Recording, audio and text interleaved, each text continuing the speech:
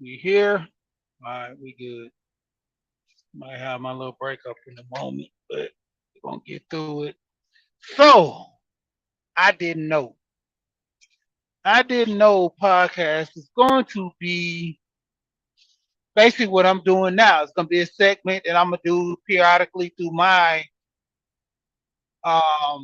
she we here stand to I did not know. And I did not know means basically what it is. I didn't know, you know. I didn't know that I could buy a house, FHA, and blah blah this and blah blah that. What's going on, Shay? And I did not know that, you know, with me going for a house, I can do down payment assistance through family members. A bank could give me, just the stuff I did not know. I didn't know, you know, in short term, I didn't know. And so I'm just gonna be dropping information like basically you already know or you didn't know. Come down to the point where I'm gonna start trying to get more people to get involved. You know, and might even get some testimonies to say, man, I didn't know, but looking at your channel kind of helped me out, weigh my options, this and that, know what I was doing. So, you know, with it being a stance to kind of start in podcast form, that's gonna be like one of the podcast, episodes. And this is actually the first episode. Just, trying to help people and inform them, you know. And that's the biggest thing that, with helping because, the crazy part, like you say, Shay, we don't get taught a lot of this stuff. A lot of this stuff is just, you learn on the fly. And I was talking about this yesterday on Last's Journey channel, where a lot of people get the information and keep it and retain it, don't share with their kids, and now their kids ultimately doing the same thing. And I always say this when it comes to life insurance, that even not just with life insurance, passing out home, passing out anything of value to your kids. Every time you don't give somewhat value to your kids, as far as information and money, it's a reset. Just like they call it the matrix, it's a reset in the matrix. Because generally speaking, if they don't know how to pay a bill, then someone got to teach them. They got to learn just like an infant or a baby from scratch. Got to learn how to, you know, first off try to put the pacifier in your own mouth, then get to the point of getting the bottle and learning how to hold the bottle to feed yourself. And that's what most people are like newborn babies when it comes to finance, when it comes to education, because you don't know nothing. You know, you're a fresh newborn baby and you have to be taught, you know. And a lot of people go through life with training wheels on all the time. Gold P in the building. What's going on, Gold Professor? Still waiting on my 9 law book, but I'm just waiting on you, because like I told you, like you always tell people, it ain't stealing if I tell you about it. That's how I'm gonna do you with this 9 laws of self-government book. If you don't write the book, I'm gonna write the book and I'm gonna put my name on it. I'm letting you know. It ain't stealing if I tell you. Those are your quotes, sir.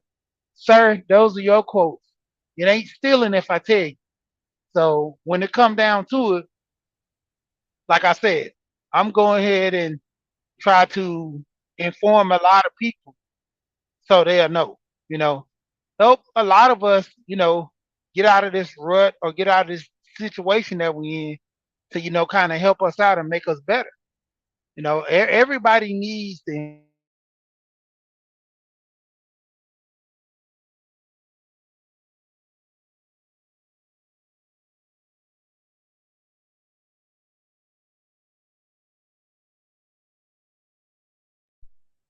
Sorry about that, but it's just like who's going to be actually giving the input on that? Even with deals with families, I always say this when it comes to men and women, no one is actually getting a book on how to, live. Let me see.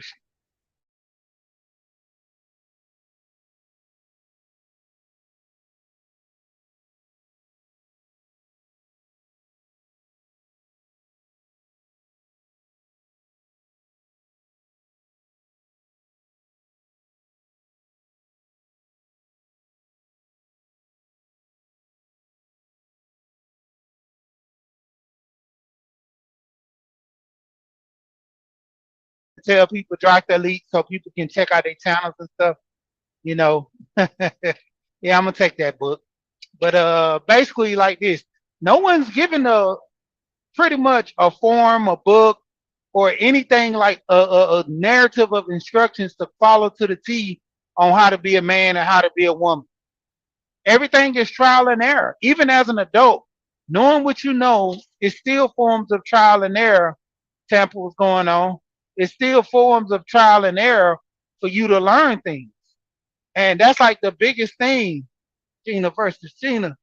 It's biggest things going on when you have to reset your mind because everything someone taught you was wrong.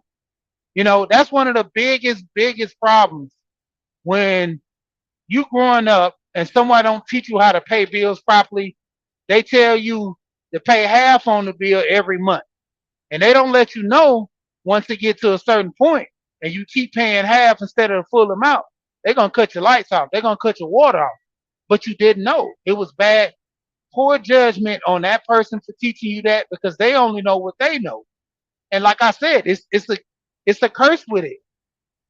Knowledge can be a gift and a curse because the wrong knowledge can put you in a bad situation. Lashes, the wrong knowledge could put you in a situation, but the good knowledge can, extend your life, extend your health mentally, physically, your money, everything, because the good knowledge can help you advance. The bad knowledge only holds you back, you know, and you have to go and actually seek the information. Like I always say, it's a reset. If if I die now and I don't leave anything for my kids, guess what you think my kids gonna do? They're gonna struggle to maintain life in order for them to evolve. They're gonna struggle and maintain life in order for them to evolve because there's certain things that what goes on, like, hey, if I don't have the money, how can I, actually help? How can I actually it's like how can I actually help if I don't have the knowledge? I mean, if I don't have the knowledge, I can't help my kids. So how can I actually help them in life? If I don't have the knowledge, I'm only passing off bad information, or worst of all, I'm not passing them anything. You know, one of the craziest things my friend told me, he said the way he learned about credit was not to get it. That was the best advice his mom told him about credit. She said, don't get credit. Credit is the worst thing to hold if you sit there and, have it, it'll ruin your life. So he never did with credit, never took to a point to where he learned the information on how to budget and deal with credit, sufficiently. So it got to a point to where as he's got older, I think in his 30s, that's when he started dealing with it. He literally turned into a 3, 4-year-old little kid. When anytime someone talks about credit, he'll shake his head. No, no, I don't want it. Now kids don't like broccoli and all that stuff. That's him looking at credit. No, I don't want it. I don't want nothing to do with it. No, no, no. And I'm like, dude, goodness gracious. And he was telling me, he said he had evolved over time. He got with his wife. His wife started telling him about this stuff. His wife started saying, yeah, credit, you can use it like this and you can use it like that. And, as long as you pay it off, you can do this and do that. He was under the impression that credit is all, there's nothing good that ever comes from credit because that's the way he was taught. So it's just stuff like that to where, you know, we got to start influencing our kids a little better, giving them a little information. And this is crazy because I actually watched this lady's channel, and I just had a brain freeze. I just remember her name, and it dropped out of my head real quick. Uh, she's a lady that everybody. She was basically like the Kevin Samuels before Kevin was popular, and she would talk to men and women, and she said something. I'll think of her name in a minute. Uh, Dog is killing me because I'm picturing her face, but I can't remember her name.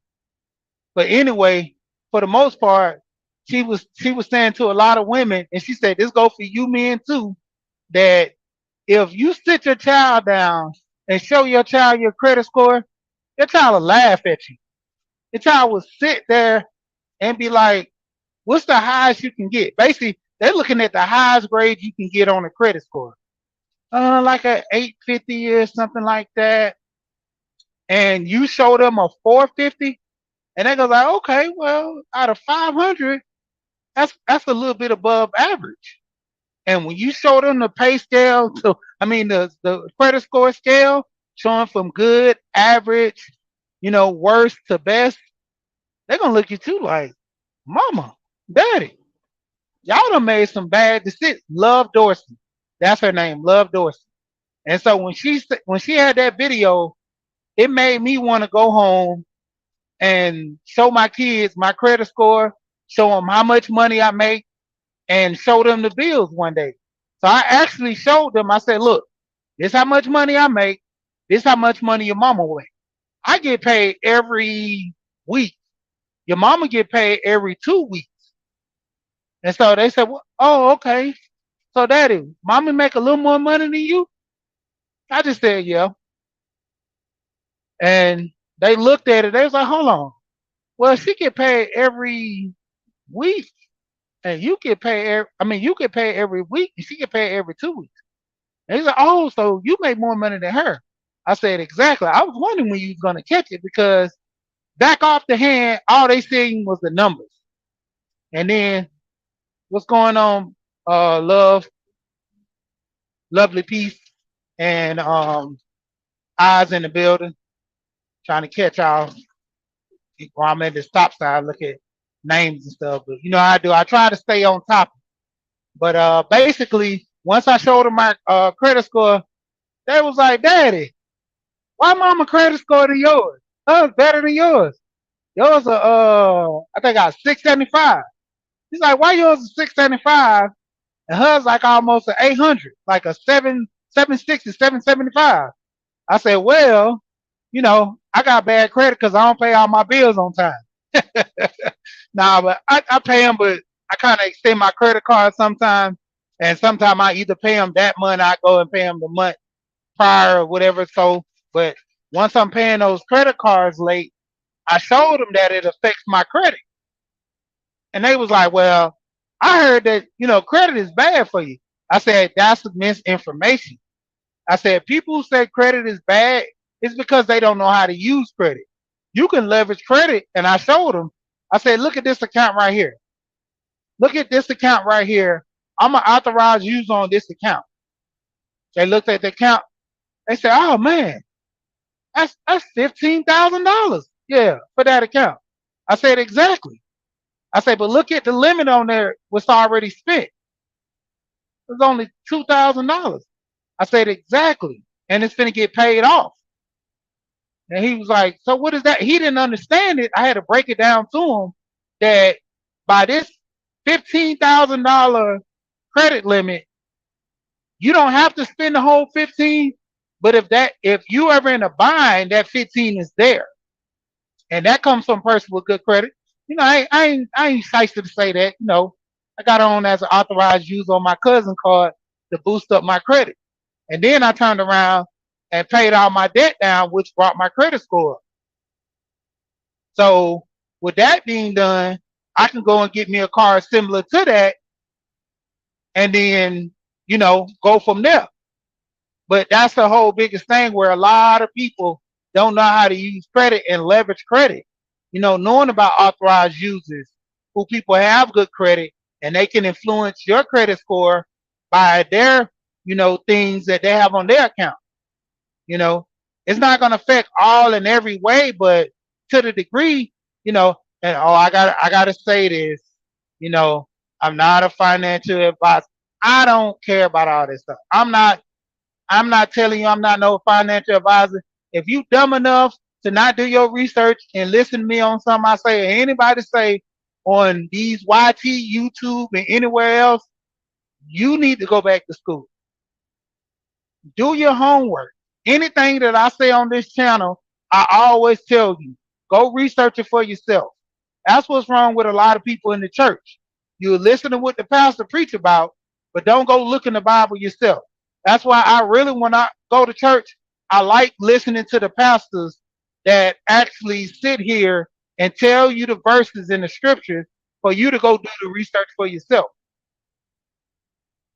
A lot of us take the time out and just listen to everything someone else says without doing the research for ourselves. That's why we miss out. That's why we're misinformed. That's why things go the way they do.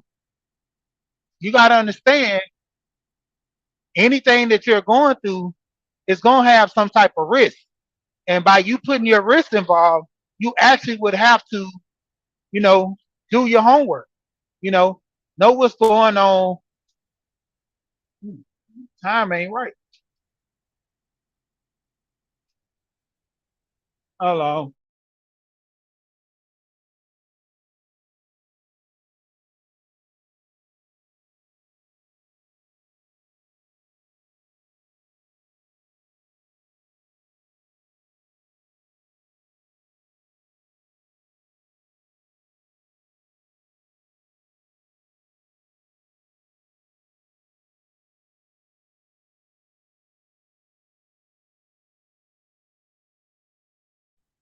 Yeah, my bad. GPS. What's going on, Queena?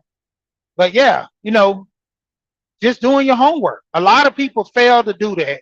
Listening to people, not sitting here using your own knowledge to say, well, he told me this. This is one of the biggest things that I see on Instagram and a lot of other places. People can tell you that you can get $100,000 in credit card for a business, but they don't tell you that you have to have money in the account. They don't tell you have to start contributing, showing that you can make certain amounts to the bank will loan you a certain type of money. With a no doc business loan, you can get $500 to $5,000 easy. Because in business, if you just garnish your wages and all that, they can get most of the money from things that you already have. So far as business principles, personal, it goes a little more deep because honestly, they think that people on that personal credit, if it don't show your accounts anything, you don't have no money. So like I said, it just, I didn't know. So therefore, how can I help the next person? So basically back to the story, I showed my kids my credit score, showed them the amount of money we pay every month. I showed them what the mortgage was. I showed them that we had phone bill, the cell phone bill, the water, gas, all the utilities. Put everything in their face. So, like I tell them, I tell you that you can't get these shoes this week, yeah, we still have money, but it's called priority, you know. And one of my sons get it. The other one, he's coming along slow with it because I give him $150. He'll spend that $150 the same day. And he's starting to save his money now because he's starting to see after he spent all his money, he regrets it because now he's broke. And when I tell him, I say, well, we finna go get something to eat. If you ain't got no money, you got to get whatever I buy you. I'll buy the cheapest thing on the menu. Just to let them understand that this what happens when you don't save your money and able to buy things. You know, one time we went to, I think, Willie's, and my son actually paid for his mom and him because he saved his money. He said, well, I'm not paying for daddy. Daddy got his own money, you know, not paying for Ethan, but I'll pay for mommy. So he paid for his mom. And I said, oh, that's sweet. Don't you ever ask me for nothing ever again. But, like I say, the thing of it is saving money, like he's learning that process. He's learning how he wanted these shoes. And I told him I wouldn't get him shoes over $100. So with his allowance, he takes the money with his allowance, either get the shoes with the money that I help him get and go forth from there. So Queen and K Business Podcast is going on. Just talking about how I tell my kids about my credit score, and they laughed at me, man. My wife got a better credit score than me. But then when they realize my wife get paid every 2 weeks and I get paid every week, they realize I make more money than her. But it's not even a competition thing. Me and my wife, we do this together for the greater good. You know, it's not even like I said a competition. It's more or less for the greater good of what the family. Hopefully, my phone went out, and hopefully this. I know it cuts out over here in this area. I probably just keep talking. I ain't gonna talk about them, but over and over again, so I know it gets back over here good.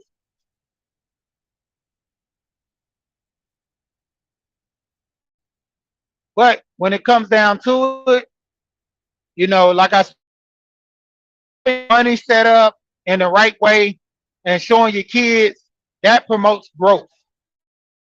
That promotes growth in the family. That promotes growth.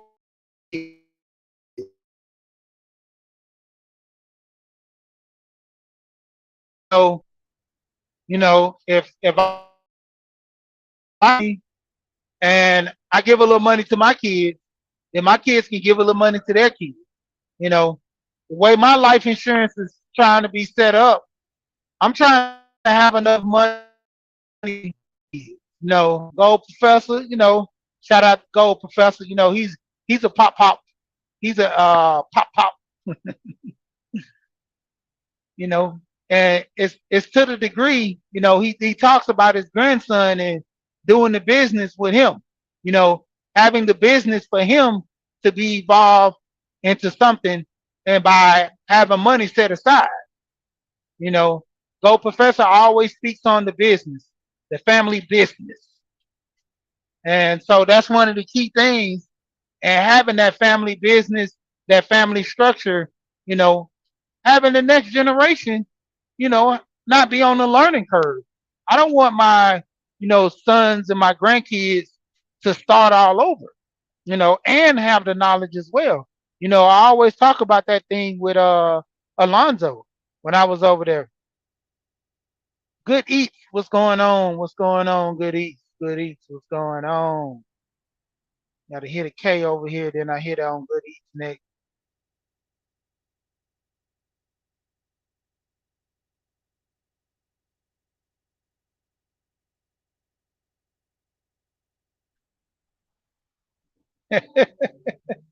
Go Professor.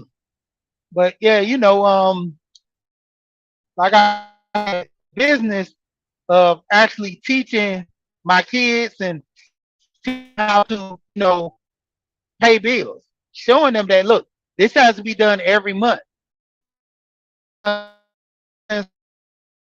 He sees the process on, me work, and that goes to my oldest son with him when he was in college, and he was telling me because me going in different spaces, I went back and talked to my son. I said, well, maybe I didn't influence him enough as I should have, or talk to him as much. Let me see where his head is at, because we talk every now and then, but it just, well, maybe I didn't give him the knowledge as if, I didn't complete it. So when it came down to it, I literally went and talked to him, and he was like, well, I kind of moved like you. I seen how you dealt with my mom. I seen how you worked, paid bills, and when you got your second job, it was extra for the family or to do what you want to do. Because I would always tell my wife, well, this job right here is for the house bills. My second job will be for me. You know, if I want to save this money for me and you to go on a vacation, then so be it. If I want to save this money to buy me a motorcycle, go, Professor. It's on me. But to the degree, I was telling her this is going to help alleviate, sometime having to borrow money or needing money and nobody to borrow with. That's where the money's coming from. That's what the money is for. So she looked at it as a good thing. And in return, it was always a moment to where I can help the family, you know, and it's some water. But like I said, with Love Dorsey saying that, it actually helped me thought about it because my grandmother told me about bills. She never really taught me about bills when I was young. One time she ended up going into a hospital. I paid all the bills, And she was like, "How did you pay the bill?" I said, "Well, Grandma, you don't use computers, but everything can be done on a computer. Only thing I just couldn't pay was the mortgage on the house. I paid light, water, gas. You know, the mortgage, you pay that. She didn't have a car, so I didn't have to pay the car insurance. But all the bills that came there, I popped them open, seeing how much they cost. I went in there and got her credit card that she had, I mean, debit card, and I just played Russian roulette. I put the information in there, and the processing went through. You know, I knew she had money in there because it was the first of the month.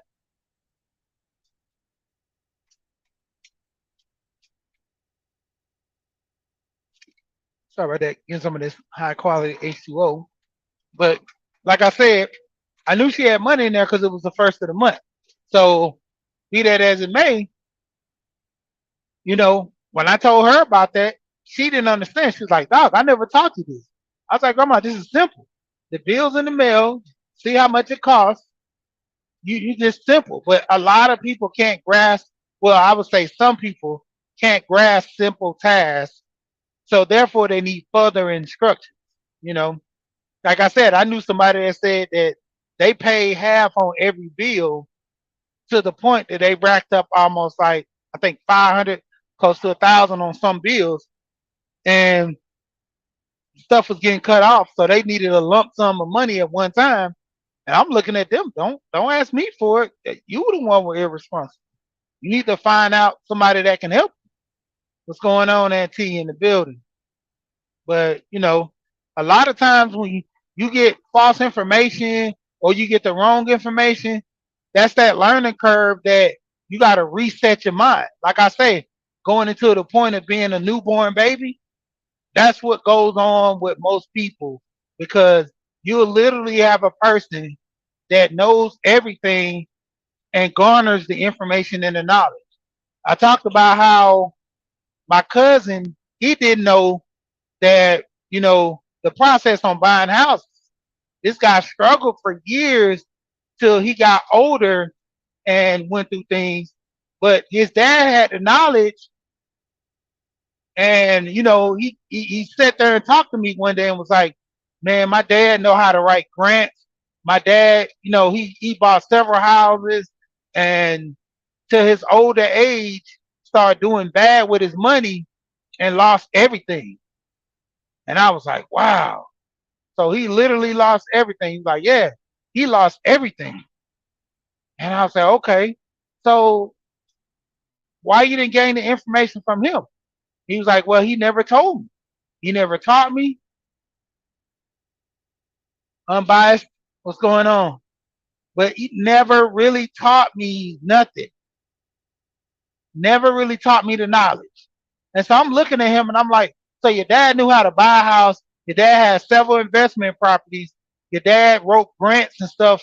Like he said, dad wrote a grant and got some money for a grant and wrote a proposal for the state and started building houses for people with AIDS because his dad, I know his mom was a pastor, but I think his dad was something within the church too. But he was writing grants and stuff, and it got to a point where dad started doing a little stuff, and mom, they didn't see eye to eye, and they got a divorce. But the dad was still around, and that what kills me with sometimes with people where the father's still around, but you're not garnering the information from him. But anyway, dad never really gave him the information because he never asked. And then it got to a point where him not never asking is probably, I told him, say, your father probably thought you wasn't even ready to use this information. So that's like giving a baby a loaded gun. Why would you teach a child about buying a house and they don't have the, knowledge or kind of, position in life to buy? And so that's what, kind of hit him on the point to where he was like, "Man, I honestly should have asked." And I was like, "Well, why not ask now?" "Well, my dad's old." I said, "Well, he still has the knowledge." And that's what's wrong with a lot of us. We're scared to ask. The parents don't think we're ready for the information. So it goes hand in hand. So, with us not speaking up on things, that would put us in a deficit of us trying to actually, learn things in life. And then you come to the point where I didn't know, you know, no one's giving me the information because I'm not asking for the information. You ever heard of the saying, you meet people where they are? Most of the time, that's where you get put into a category when you're dealing with people in knowledge. You meet them where they at. So if I look at you or just assume you don't have the intellect to actually understand, I won't give you the information or actually put the process to, help you out or help you understand. Some people will, but others won't because that knowledge will be lost because why? You wouldn't get it no way. So it comes to a big disadvantage of us not actually going to try to seek knowledge. Like I always say, no one give us a handbook into being a man. It's just something that you learn over time. Same thing with a woman in her process. You know, I a woman can teach another woman how to be a woman. A man can, kind of shepherd a woman into being a woman, but ultimately she's learning from life experience. She's learning from other women and their pitfalls and their, achievements to do better. Same for a man. A woman could, shepherd a man into becoming a young man. Same thing is for a man. But it comes to a point, a man can teach a man a lot better, in my opinion, as far as with women, because prime example,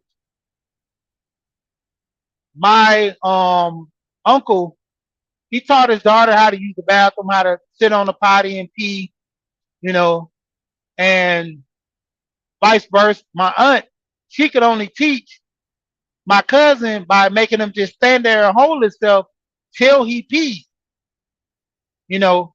So if you have the feeling, run to the bathroom and I'll show you how to do this, you know. But then when you get older in life, a man can say, take care of yourself, daughter, do this and do that. But he doesn't know the effects of cramps.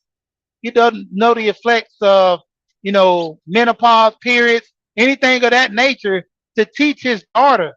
He only goes off what he knows. Same thing as a woman. A woman can only teach her son what she knows or goes off what she sees. You know, it comes to a degree where a man has a more special way of putting it to a man, just like a woman has a special way of talking and presenting information to a woman.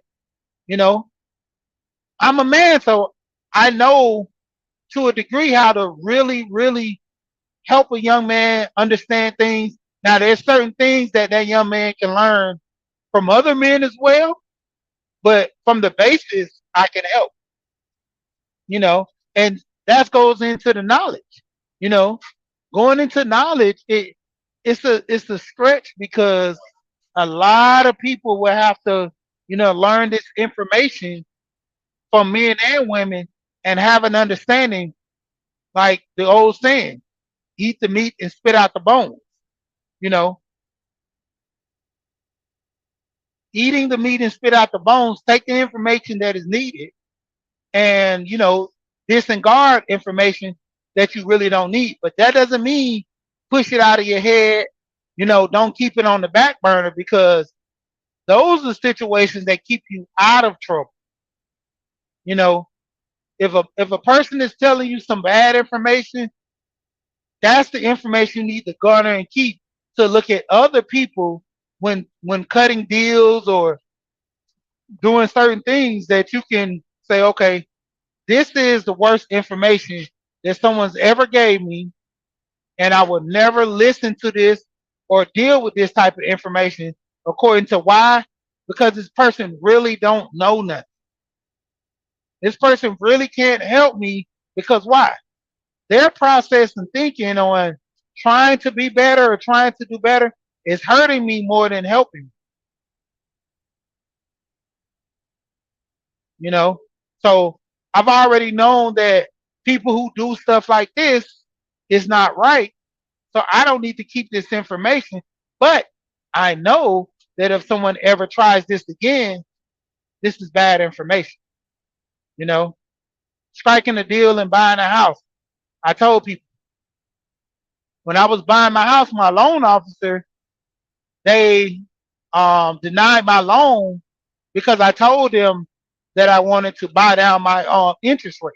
I did not know you can buy down your interest rate. And you can say, well, you probably they denied your loan because it's credit bad.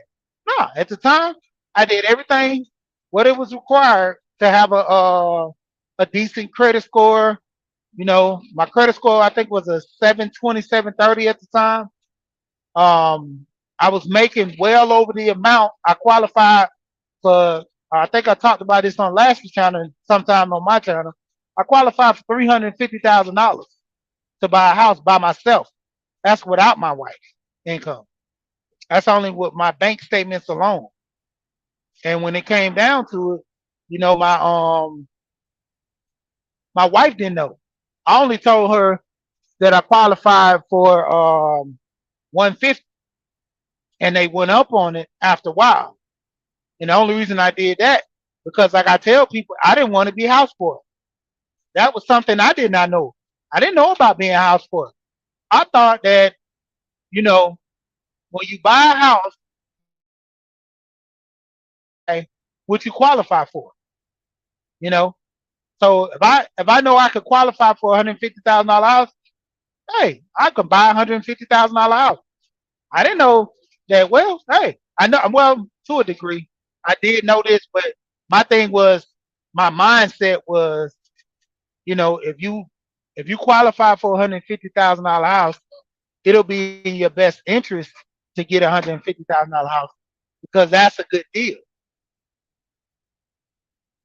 Knowing that I can qualify for that, but I also can get a less house and still retain some money because most of the time when they give you that qualifying amount, that's maxing out.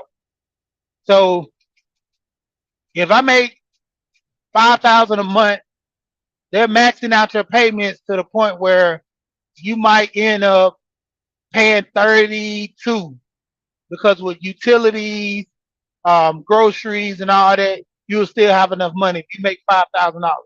They max you out at 30,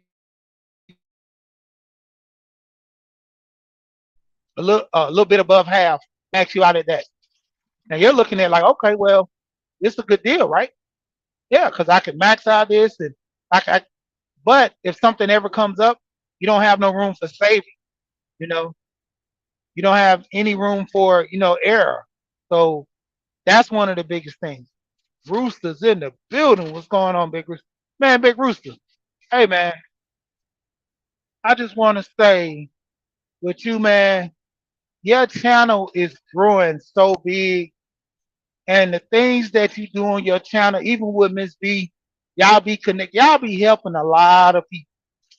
Shout out to you, man, building your platform successfully and you know, growing the way you is, you and Miss V helping so many people, man, that's a big accomplishment, man. Like I say, shout out to you, you know, and hey, I can say too with this. You give the knowledge. There's some information I ain't know. So, you know, shouts out to you. The things that you do on your channel and get people involved in, it's a big thing, big accomplishment. So shout out to you, you know, and community solution in the building. What's going on? How you doing, lady? And like I said, it's just a lot of information that we put out, and a lot of people are just now grasping the information, just now getting to a point of being, because sometimes, without getting the information early, you get it late in life, it's a learning curve. You actually gotta fight and everything to do better and be better. A lot of us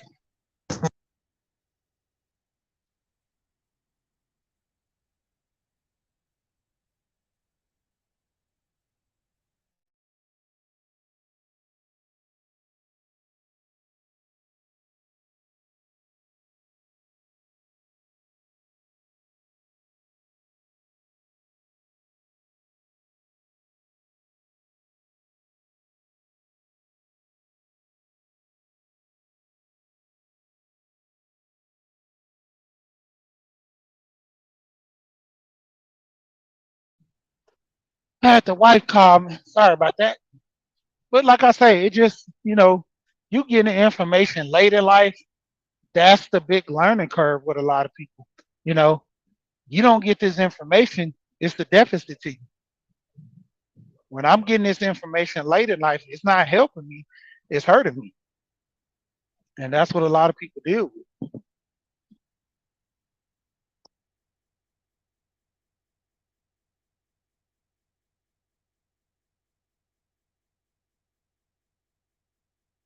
So we pretty much have issues because, with learning the information comes other things involved with it.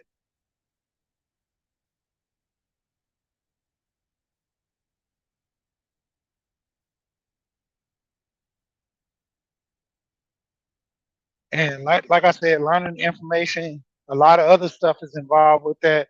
But us trying to, you know, be better, do better, getting, help, helping others. If we don't know how to help each other, I mean, if you don't know how to help yourself, how can you help somebody else? You know, shout out to Gold Professor and the nine laws of self govern. You know, law number three, apply selfishness. You have to learn to structure things for yourself first.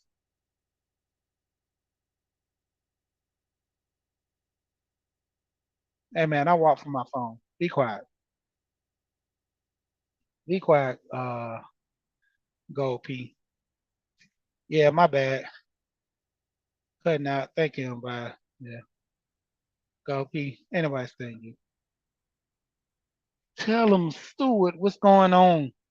But, be that as it may, you got to structure yourself with some type of information to pass on to others. You learn, read the books, get the knowledge, pass it on. Everybody's not going to take all information, but to a degree can help some people. Hold on one moment. Got a call.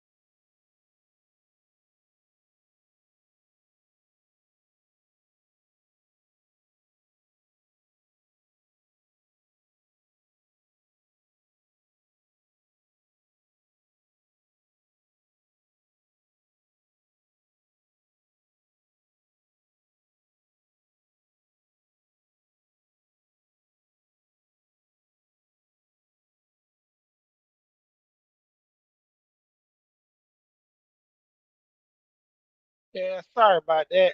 Might have to end this. They don't want to, but be that as it may, like I said, I didn't know. So with me not having the information, I can't help my kids, and my kids can't go from there. Too raw in the building. What's going on? Too raw. You know, I can't help my kids, so I can't. Therefore, they can't give the information to my grandkids. So it's for me to actually go out.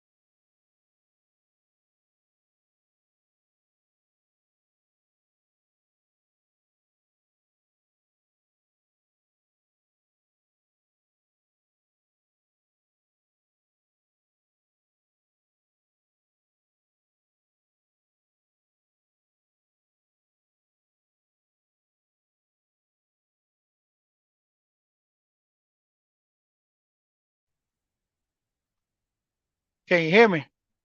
I don't know why this phone keep dropping.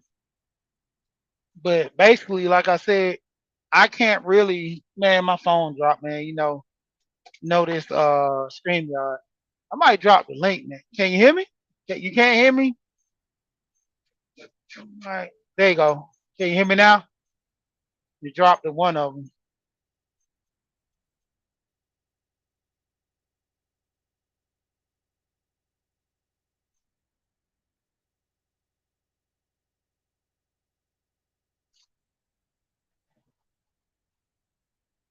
All right, thank you. Yeah, but like, hey man, I told you I be in the country. Gold P man, I told you you like the bad uncle I didn't really want. Hey unc, you the bad uncle I didn't really want. But I still love you, Gold P. Shout out to you, man. But it comes to the point, man, like I said, if I don't have that knowledge, I can't give it to my kids. That's why I always talked about with Alonzo being able to help my kids with life insurance and stuff if I don't know what if they don't know what they're doing. Too raw in the building. What's going on, What up? Raw? What up? What up? See, What's going on, man? not much, man. Stopping through, coming through. Yep, Check yep, out the yep. podcast. Check out the podcast. Yeah, man. What's going on? Everything good? Yeah, man, everything good. Like I said, I'm just basically talking about a situation like I didn't know. So any knowledge that I learn, I'm giving it to my kids based off what I know. And if I don't know the knowledge, I gotta go get it. Yeah, yeah, right. That's facts. That's what You us know. men. That's the job. It's called being a provider. Like if you don't know it, you got to go get it so you can provide that knowledge to them so they can know. You feel me? Yep, yep. Yeah, it's all about being a man. Though, yeah, I feel you on that. Though.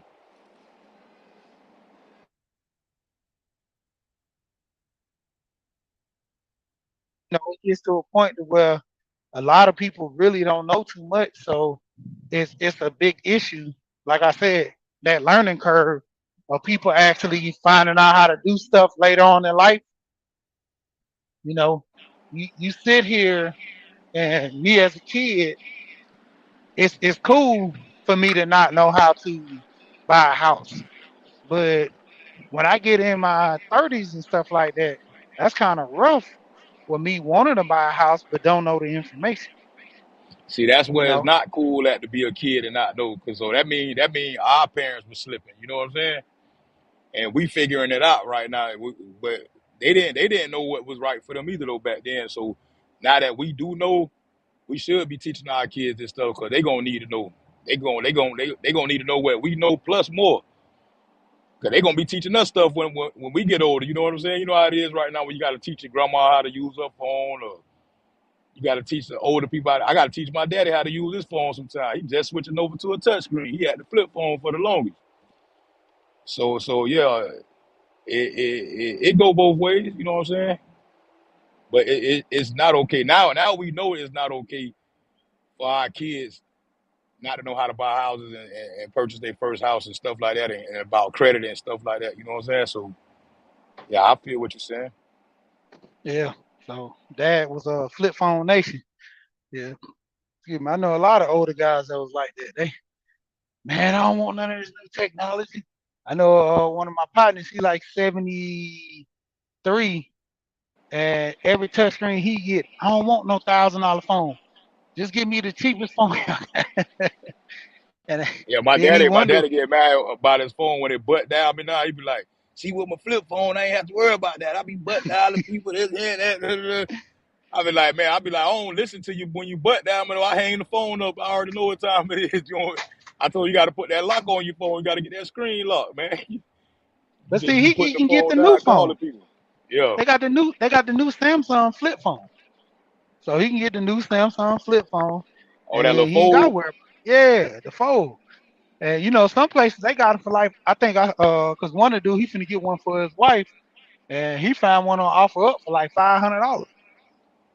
You know, and that's why I told her I was like, that's a good deal, cause a lot of people they sell their old phone, don't nothing be wrong with them, but they really sell them on like offer up or Facebook Market, Then to try to sell them at the dealer, because like at the phone place, they don't give them a lot of money for the phone.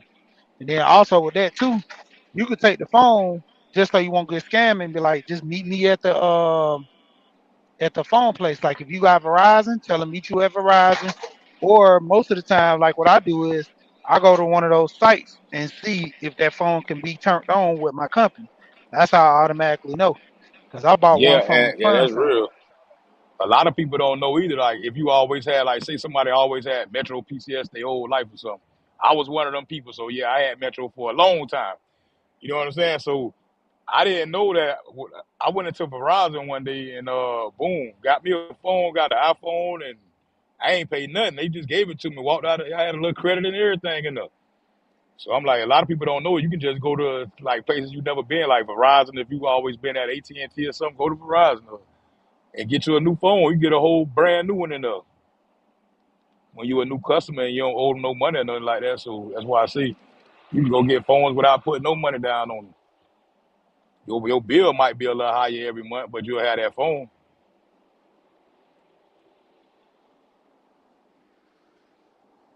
I'm saying simple stuff like that. It's just a learning curve that a lot of people can't grasp because nobody tells them this stuff. Something simple as getting a phone. Yeah, Nobody not gonna say go and do this. All you know is you're gonna go down there to the place, never got a phone before, ask him some questions.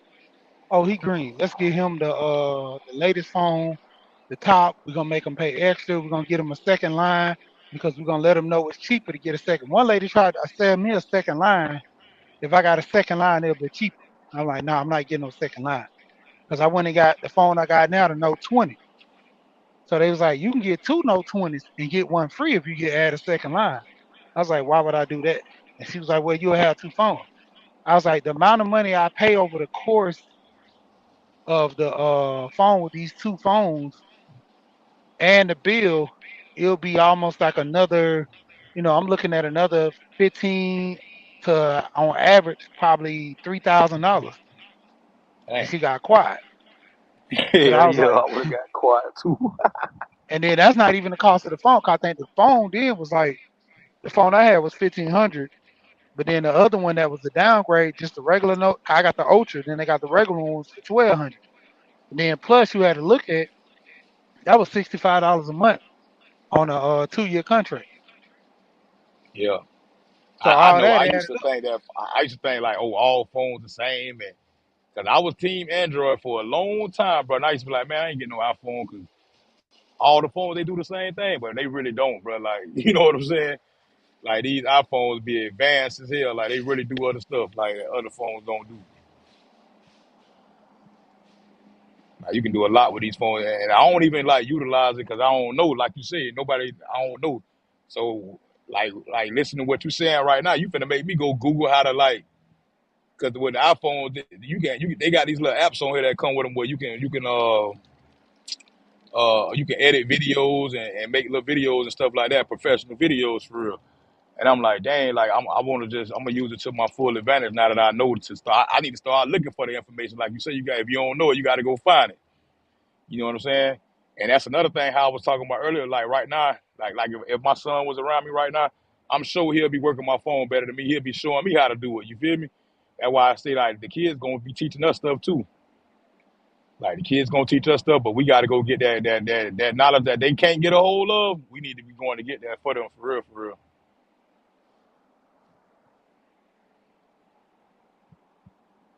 That too, where if I don't know the knowledge, why don't I put them in front of somebody that do? You know, Right. if I don't know how to use this phone, like my older brother, my twins, I think they was like 3. They were showing my uncle how to get on YouTube, how to use his camera. He was like, dang, my nephew know how to use my phone better than me. And I was like, hey, generation now. And so It's their world when it right came, now. It's their world. yeah. And so when it came down to it, I told him, I said, look, all this information, they picking it up because they right here with me. I'm teaching them. Other people that teaching them anything I don't know. I put them around people that know. So it won't be such of a learning curve to them. They can pick it up and grasp it, keep going with it. Won't even stop. But that's the point, Yeah. you know. If I don't know it, I'm gonna put them around people that do, and that's where a lot of parents lack it to where they want to be the ones to teach their kids stuff, and they kind of mix that kid up because if they give them the wrong information, now somebody got to teach them and reset them on being better and doing better the right way versus they've been learning the wrong way the whole time. Hey, I remember coming up right down in Florida, bro. Like I remember when computers first hit the household and everybody started getting computers in their house and stuff like that. AOL, the dial up and all that stuff. We as teenagers and kids and stuff like that, we helped set the computer up. They ain't know what they was doing with that computer when they went and bought the computer and all and don't know how to use it. So when we set it up, taught them how to use it, that's when they kick your ass off the computer. Hey, hey, you can't touch the computer. They all on the computer. You know what I'm saying? But yeah, I remember we had to like teach our parents how to use the computers when they first came into the household back in the '90s. Yeah, now I always be the learning curve like that. For real. It's just that lack of knowledge, man. You know, when it come down to it, a lot of us we know better. And my phone might be breaking up. Nah, we Yeah. eat. Okay. Yeah. It's just a lot of us when we young, we can retain all the information better than our parents because, you know, we've been battle tested. We done seen the stuff we need to do, seen the stuff we gotta do, and just go do it. As far as with a Yeah. lot of our parents, it was slow for them, you know. Somebody in the back. That's Okay. just like these apps. Like right now, like TikTok and kind of YouTube. People got into the YouTube too during the pandemic. Like TikTok was really a kids app, man. Kids and teenagers used to be all over TikTok until the pandemic hit. The pandemic hit, everybody had to stay on. Grown folks had to find something to do. And they end up hanging out with their kids more. What you doing? Those kids doing TikTok. They show their mama how to do it. Oh, it's a wrap. Mama throwing it in a circle now on TikTok. Mama making her little TikToks going viral around here. Took the kids years to go viral. Mama gone with it, boy. Out of the like grown people took over these kids apps right now, man. Like they taught us that. They taught us the TikTok world and the YouTube. Some of us they taught us the YouTube thing. People used to come to people used to come to YouTube to learn how to do stuff. Like if you ain't know how to change your oil or something like that, you go to YouTube. People came to you. They used to come to YouTube for like that. Now they come to YouTube to live their best life. Boy, I'm talking about you got some bloggers out here be out there living their best life on YouTube, bro. You be who you want to be on here. It's like Toys R Us where a kid can be a kid, bro. Like everybody, grown folks and all. And we learned that from the youth.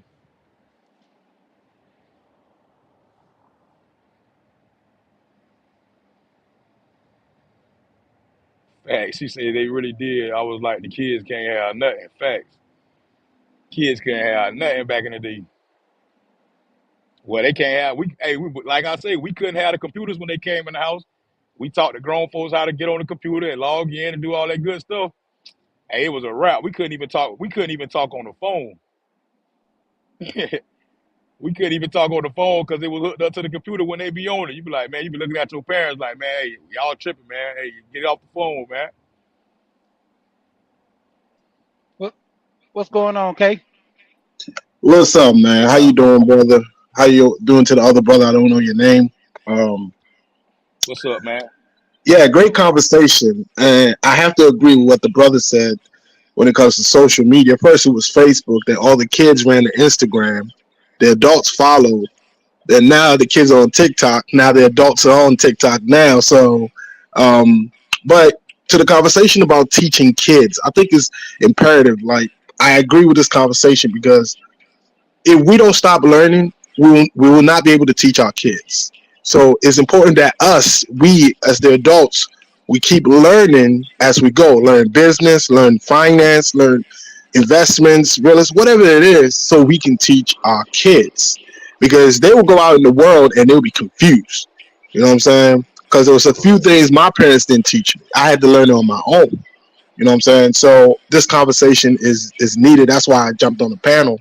I was like, man, this is a great conversation because right now I'm teaching my kids about money.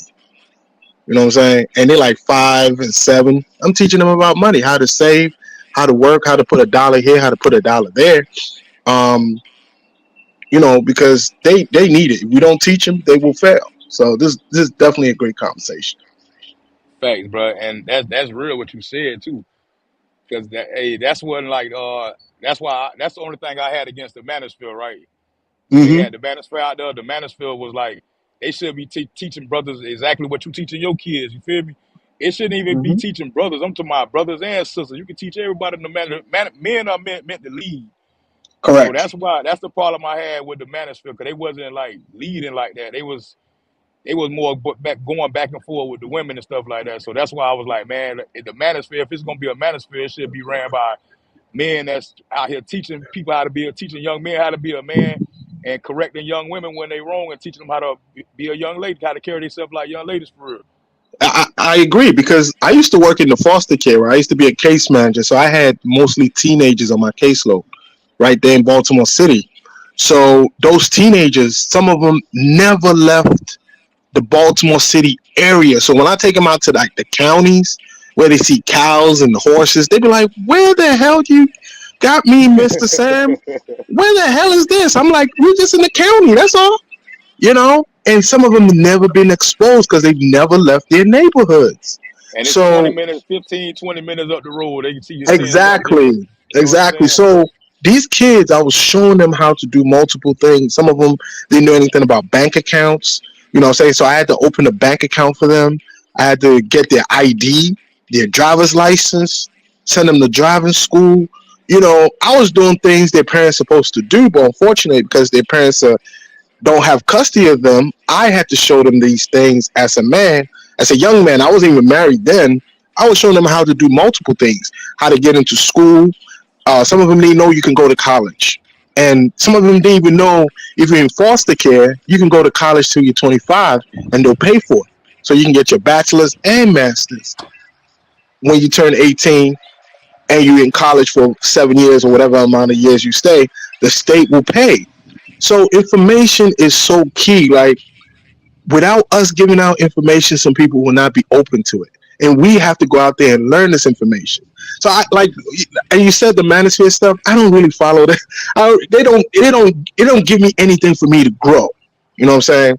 I come to She's channel. I Right. listen when he's talking about real estate. I just bought a house about a year and a half ago. I come here. I learn from Sheed. I learn from Alonzo. I learn from other brothers and I take this information and I look for it myself and I'm like, okay, cool. Let me act on it. So we have to share information with each other so we can grow. You know what I'm saying? Not sharing information about women or women bashing men and men bashing women. It's not going to take you anywhere. It's Right. not. Have your kid done the homework? Have your kid done their homework? Is your kid efficient in math and reading? If your kids are not, then why are you on the panel arguing with other men and women? Right. And that So, was my only thing against that. Yeah. So that's correct, man. Like I'm rocking with you already, bro. For real, for real. She hmm my brother though, man. She my brother. And see, like I always say, the biggest thing with me about the manosphere, when I actually got introduced to those guys, I came in on the knowledge side. So I started learning certain things about men and the disparity. And it's true. Men do get a short end of the stick, sure. but a lot of guys take it and spin it with a narrative. My thing is, if a man gets the short end of the stick and you one of those men, why don't you help the young man not to get over that learning curve to where he won't hmm fall into pitfalls. Not to a point where you Absolutely. tell him don't get married. Because my thing is this: every time I hear a man say don't get married, well, what about you? You had relations with women. You done hmm felt with women. Let this young man try it and see if it works for him. Don't try hmm to, discourage Discouraging. this guy hmm because you had a bad outcome. You teach him how not to have a bad outcome. Like I told hmm guys before, one of the biggest things that MOT always say, you know what type of women are out here. You should know how to pick. And hmm what's his name? Jay Sean. Jay Sean is one of the guys who Had his daughter taken him from the child support system. He ended up getting her back. Ended up taking his daughter, moving to I think Russia, where he's at, or somewhere. Germany, Germany. He's in Germany. Mhm. Has military contract. He's doing good with his daughter, helping his daughter, showing his daughter everything, you know, and he even invites the baby mom to come out there. You know, Mhm. if she can't afford to fly, he kind of forced to show her the stun on her, but at the same time, he's basically like he's still helping this one. It's there's no way around. You cannot get around from not helping the child and not to some degree dealing with this woman. There's no way Mhm. around that. So it comes to a decision where you have to make all responsible choices. If you make a bad choice, you got to own up to your bad choice and see it through, work through it. If I get a bad baby mama, that was my fault only because if there were signs that I seen and I ignored them, that was my fault. Now, Mhm. if she's a good actor, you can't get around that. You got Yeah. people that put up a perfect image for 5 to 10 years, then all of a sudden just turn into a hell race. You can't get Yep. around it. And so that's why my main thing is with me actually staying around those guys and showing them like, look, this is a man who got married. Like all this stuff about baby mama stuff. I was like, man, I married a baby mama. My wife had 2 kids by the same guy, and you know, her the same thing that these guys are preaching that Kevin Samuel said you should stay with that baby daddy. My wife Yeah. tried that because her granddad told her to do that. She had a second kid and he didn't act right, so she left. Mhm. If I didn't come along, she pretty much probably would have never got married because she didn't want to live. She didn't want to deal with men like that. Because over time you hear what men say about baby mamas. So women get that notion of I don't want to deal with nobody because of the circumstance. And she's Mhm. a good woman. That's what I said. If you take the kids out of the scenario, my wife is actually a good woman. She works. She keeps herself up. She looks good. And then not to mention, if you put the kids in there, how she did with her kids. Spike both of her kids, both of them. One already graduated from college. My son, he was in his last year, but ended up getting a job. He's thinking about, do I want to finish this degree or do something else? But still, both of them went to college. My daughter already graduated. I got twins Mhm. now from her. Both of my sons, they doing decent in school. One's I have to get on him a little bit more, but doing good. So I'm looking at the process on how the older 2 kids are raised, and it shows like what type of mother she is. Mhm. None of them went to jail. None of this stuff. That's why I say I never encourage guys to deal with baby mothers. But I say if you're gonna deal with a woman, look at the woman as far as her being a woman first, without being the Mhm. mother. Look at the woman how she carries herself. If she carries herself a certain way, you know not to deal with that type. I see so many guys look at the veil of the woman visually. I mean, most all men are visual. You look at a Mhm. woman, you distinctively like her according to how she looks. Then you go for the attitude, how she represents herself, and so forth. And you know, my biggest thing that I tell guys, if you see this lady acting inappropriate, no matter how she looks, that's a bad deal. That's like playing Mhm. blackjack. Nobody gets another card after you got 2 cards, a 10 and an 8. The likeliness of you getting a 3 to get 21 is very unlikely. So Mhm. therefore, why even try that process? And most guys do it day in and day out. They roll the dice hoping that this fine looking chick is going to give me the best outcome ever. And when they fail, they point the finger at the woman. And I'm like, Mm. no, you can't point the finger at the woman. You had all input just like she did. You put yourself in a situation, so don't blame the woman. I always tell guys, if you know that this woman can cook and clean and she's okay in the looks department, she has an okay body, would you deal with her? Most of the time it's crickets. But then when you talk about the baddie, the IG model type, and she has a little attitude, you'll take that little attitude all day. And I'm like, you signed up for this. So I Mhm. can't get mad at the results. Most of the guys, when I hear their stories, like one guy explained to him, I was like, you didn't know the woman didn't know how to cook. You say you've been with a woman for 5 years. So when she just all of a sudden just stopped cooking because she didn't know how Hmm. to cook in the first place. Like a lot of these guys set themselves up for that. And that's why I say it's coming back with your fathers, with your uncles. If you didn't know these things, like I can Hmm. understand if you get caught up and women put you in categories of being some type of geek or something, and then they play you. But if none of that's the equation, and you're just getting caught up in situations on the premise of a woman's look, you got to own up to that. You know? Correct. Yeah, you're right. Yeah, and that's my biggest thing, and that's why I always try to say I stay away from those gender topics because I want to try to give guys the information. You know, you're gonna That's be it. entertained over there on these other panels. I want to try to help you out. You know, give you Hmm. some information about buying a house. You know, getting some life insurance because these things are mainly are not taught in the Hmm. community. You know, and that's why I tell people, yeah, I'm all for the black community. I'm all for every black person succeeding in life, but I don't count out other races because my thing is this: we all need help. And We you do. start you start doing a race battle thing. That's the disparity that breaks up the whole community in the United States and so forth and on. You know, you look at this gender war stuff, same thing. It breaks up the community. You know, it's about the haves and the have-nots at the end of the day. And you're right about that race thing and gender thing. If I was worried about the race thing, if I soak my mindset in the race thing, I wouldn't go to those white people that gave me money for my business, like seed money for free. It's mostly white people in that organization that was giving out seed money to black entrepreneurs. They actually wanted more black entrepreneurs. And if I soak my mind in like, oh yeah, only for black people, we can't trust the white man, blah blah blah, I will not be able to go out there and make it. You know what I'm saying? So I don't soak. That's why I'm careful what I listen to online. I don't feed my mind with negative information early in the morning.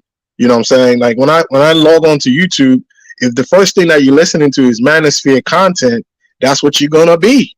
When I wake up, I want to listen to positive information. Like your channel, sometimes you up early in the morning to do content. I'll just play your content when I'm dropping my kids off, when you're encouraging people to do side hustles, when you're encouraging people to start businesses, you're encouraging people to buy homes. Are you telling me if a young man's listening to that, they can't be motivated by that? You know what I'm saying? So that's why us as content creators, we have a job as well. You know what I'm saying? I have a job. I have to put out good information. So a young man that comes to YouTube, if my channel is the first thing he sees, he can say, that's another black man over there. And that's a married black man. Maybe I can do something like him or even be better than him. You know what I'm saying? So these are some great conversations to have, and I'm always glad to be part of it. Yeah, man. Because that'd be always my biggest thing to try to help the next generation evolve. Because like, what are we gonna do to kind of help each other in the long run? We can't sit here and keep pointing the finger because pointing the finger is not getting to the end result. You know, Exactly. and I always said this about Kevin. The reason I always liked Kevin's shows, it wasn't because he was getting on the women. It was because of the women that were trying to prove him wrong. But Hmm. my biggest thing was if you want to prove Kevin wrong, do what it takes to get married. Because ultimately that's what he was trying to insinuate every show, but people were so caught up on the issue of being called names of being this. You learn this as a child that sticks and stones break your bones, nobody hurts you. But this guy literally doesn't know you. So how does he Hmm. really know your life unless you tell him? He knows your behavior unless you tell him. Every woman came on his show could have been a supermodel without looking Hmm. at their picture. They could have put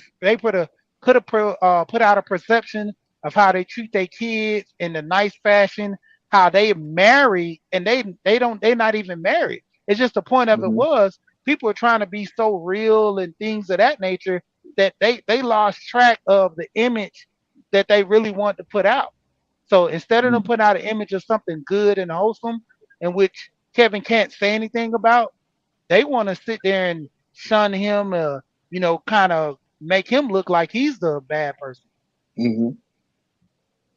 Yeah. Yep. And ultimately, that's what in the biggest thing to where when you look at it, a lot of people just, you know, want to be seen and heard, rather, being in the Hmm. shadows. And that's what most of the Instagram and all these social media platforms are for. People that Correct. want to be seen and heard. Yep. And that's Hmm. what I say. She look. I was talking about this the other day. I was telling people how like attention is a drug. It's like the worst drug out there. Hmm. Everybody crave attention. Like even the people who say they're not looking for the attention, they looking for the attention in some type of way. Like us as humans is like people don't like rejection. That's like the Hmm. biggest fear people have that they won't say they got. Nobody want to Yeah. be rejected.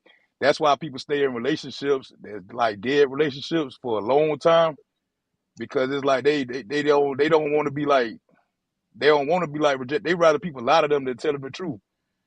Because if the truth is gonna hurt you, sometimes the truth somebody might want to walk away from you. You know what I'm saying? But you'll want that person to be like you will know it's over too, but you will still sit there in a relationship and be like, I want this so bad, like because you don't want rejection. You know what I'm saying? You know this is not the right thing for y'all to do or whatever, but you want this person to say yes I love you, but really if they tell you no I don't love you, it'll crush you. Like you know what I'm saying? It'll crush you so bad. Hmm. So people stay in those relationships for a long time, bro. Like people just hate rejection. Like that's the one thing. That's the Yeah. biggest fear people have, and attention is the biggest drug out there right now. Oh yeah, people love attention. We all human, we can't. But now here's the thing. I always say to myself, what type of attention are you looking for? And if the attention comes, are you ready for that attention?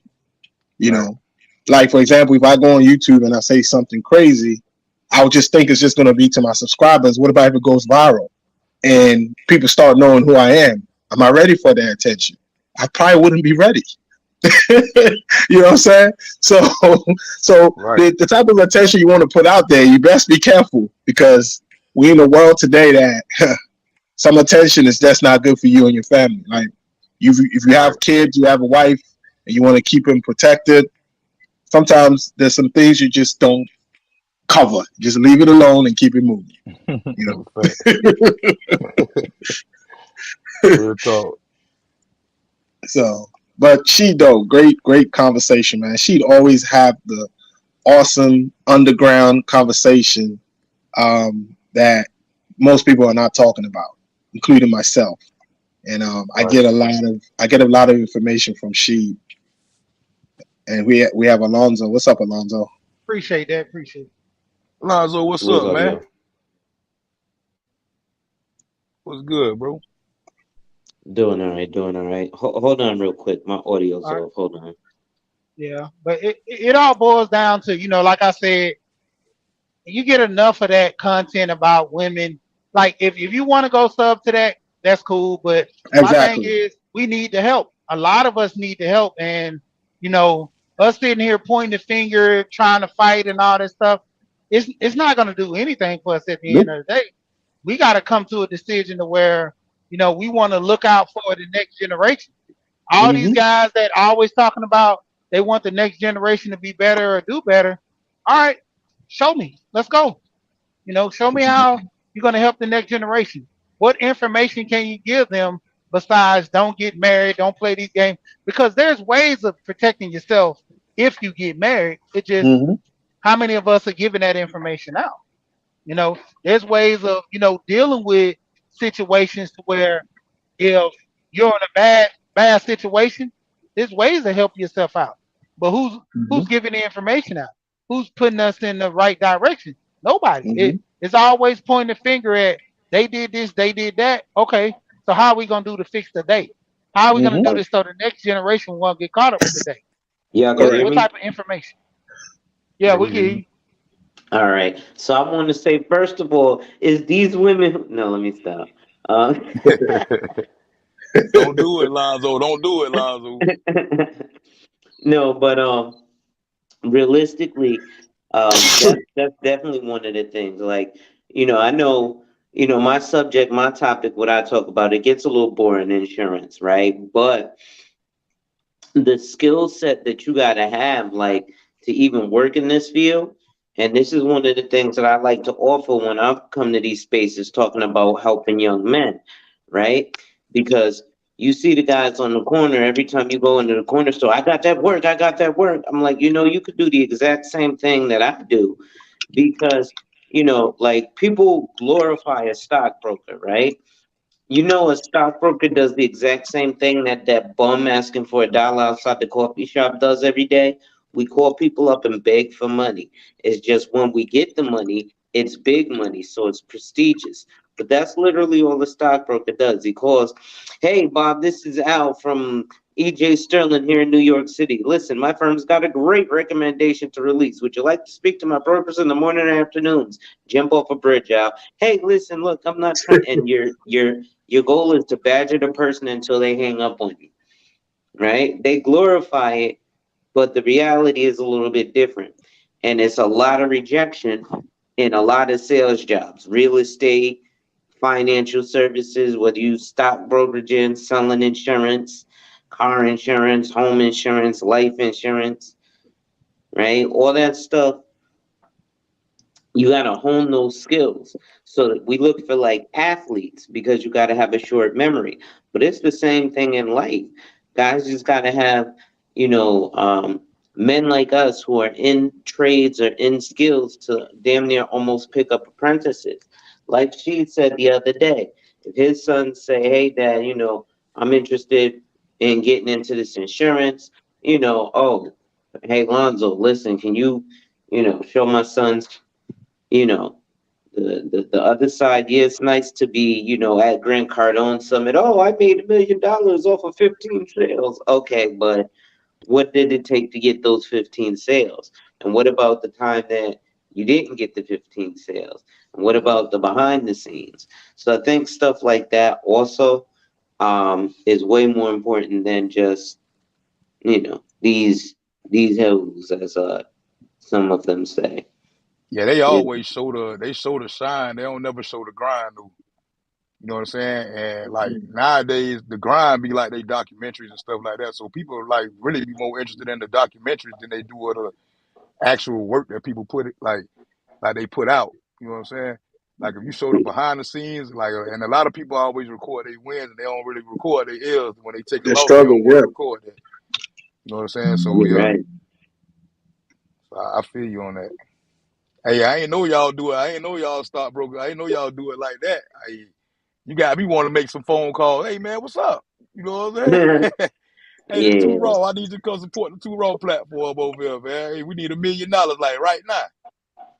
Listen, man, that's what a stockbroker do.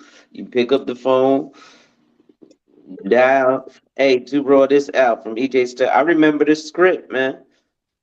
I did that years ago. I did that damn near 10 years ago at this point, but stockbroker Yeah. is something else. It's good money, but it's a lot of stress. Like they don't tell you, right? You got to be there from 7:30 a.m. till usually about 7 p.m., right?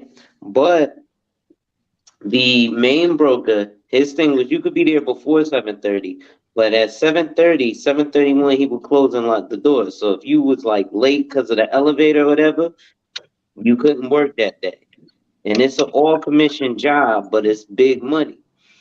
So, then if you're a broker training, man, you gotta stand from opening bell to closing bell. So that means all day, all you do is smile and dial. And you make phone calls from 8:30 a.m. to 4:30 p.m.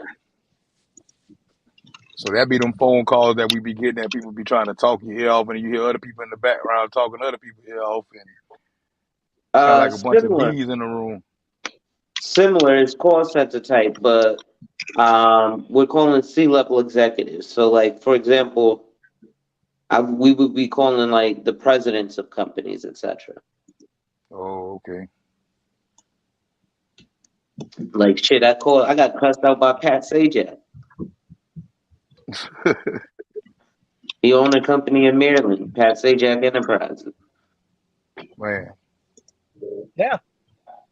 And see, basically, like I say, stuff like this, getting into the point where I ain't know that, that if you work on a stock exchange, when you're the person that makes those calls at a certain time, you don't get to work. You don't work. You don't get paid. And a lot of people don't understand commission jobs till it gets to a point where you didn't make no sales, and come Friday you don't get paid. So Yeah. you got to have your side hustle for that until it get off the ground. Because a lot of people, hey, Lonzo, you said best. You eat what you kill, and it comes to a degree. A lot of people are not living that and don't know. So, hey, I don't know. I don't know what's going on. So I'm just gonna try this. And when Friday come, I make a check with no money. I'm looking at everybody else crazy versus me trying to figure out like you signed up for this. Like I said, Right. it was even too right. You said this the other day. Remember, you got that job and you was like, man, I ain't know what I was doing. I told him, yeah, I know how Right. to do all this, and you learned everything on the fly. How many Right. people got that type of ingenuity within their head to say, man, I'm gonna pick up on these skills just as fast as I can. Google this information, do whatever it takes. Back then, there was no Google, so you were stuck like they called Chuck if you didn't, you know the information, somewhat of the knowledge, you know. Right. And that was the biggest thing. Like with me getting into trucking, I used to always drive, at my company where I used to work at this movie company. So I was part time. I was a part time driver. I drove full time for probably like 4 months, and they took me out the truck because they wanted me to get my A license. So every time I would go and fill out jobs to, find me another job, from the time I worked there, I think I worked there for like 9 years or 10 years straight. So what I would put on there that I drove for 7 years. The first 2 3 years I didn't drive, and everybody would see my resume, and then I got to the point where I was like, these people never check my referrals and stuff for the people who I put on, because they would tell them I only drove for them a few times, but nobody checked it. But then I started learning little ways, and I started driving. Like I told people, I literally got a rental truck, drove that rental truck around so I can perfect my craft on driving and be good at it. A lot of people don't take advantage of little small stuff like that can help them out. You know, there's a lot of people don't take advantage of. Like I said, when I talked to Alonzo about life insurance, I knew somewhat around certain little degree of life insurance because it's always been around me. People around me always talked about it. So when I got around him, I was like, oh, this is second nature. Even with Alonzo, I laugh and I talk about this a lot. That when we set the deal up, I was ready to pull the trigger the same day. I'm not gonna call Alonzo and be like, Alonzo, man, I want to do something. And I'm like, when I'm calling you, I'm ready to go. I'm already done studied you, I already done critiqued you and see, your mannerism, how you carry yourself, the information that you give. I'm looking up every information you give me. I'm looking it up. Okay. Okay, he said that. Yeah, he know what he's talking about. All right, so what else to do but to get my money together before I call and go ahead and say, yeah, I want to set up a plan today. You know, with my boys, that's why like my son, he always think he's gonna be rich off his life insurance. I told him, I said, man, it has to mature over time, but the thing of it is, don't get it twisted. I said, if you sit here and know how to use this life insurance, you'll make even more money that's in the account. That's why I'm constantly pushing them and telling them, learn this and learn that. One of my sons, he bad in math. I always have to get a tutor for him. I told him, I said, because his thing, ever since he was a little kid, he wanted to own a Tesla dealership. I said, how can you own a Tesla dealership when you're not even, measuring out the number of quotas that you need per quarter and then going to add it up for the year? I said, yeah, you might need 10 this quarter, 10 next quarter, and 15 the next quarter. I said, if you don't know that's 35, real click off the top of your head, you got to get a calculator. Somebody's beating you to the punch. They're already signing that contract before you pull out your phone. So you got to be quick on the draw. Stuff like that. Just simple things that can help you long term. And he's like, yeah, yeah, yeah. So I'm telling him, hey, stuff you don't know, you need to get it down pat, learn it real good. Repetition. Try this stuff every day. I literally took all his shoes, and this man is mad at me because he bought one pair of Jordans. I make him wear those one pair of Jordans every day. Oh, And and he gets mad at me because I'm like, dude, my brother, he gets on because he's just like in the fashion like I was when I was in school. I didn't have the money to get Jordans when I was in school. My grandma wouldn't buy me Jordan. I used to get them two for 89 Reeboks or Felines, and I used to have to make it work.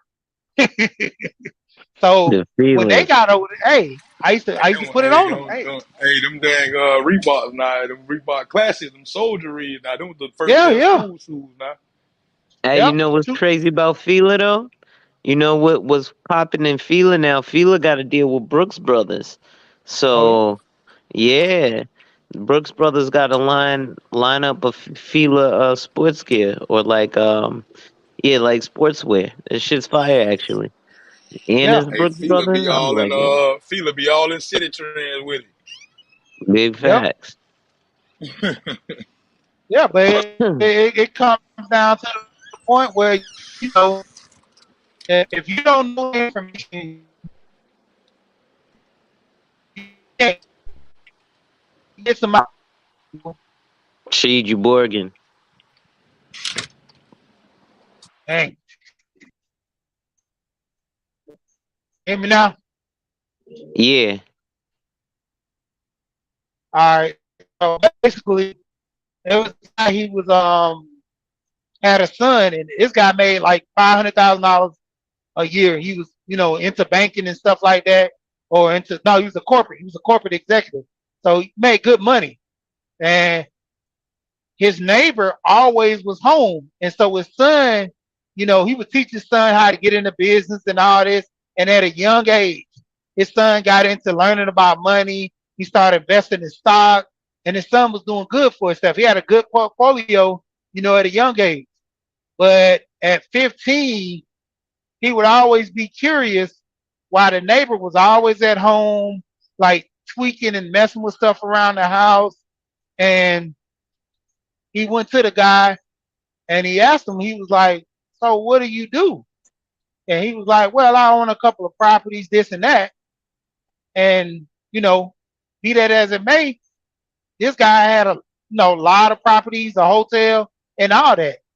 His son changed his mind and wanted to be just like, the neighbor, because the guy never worked.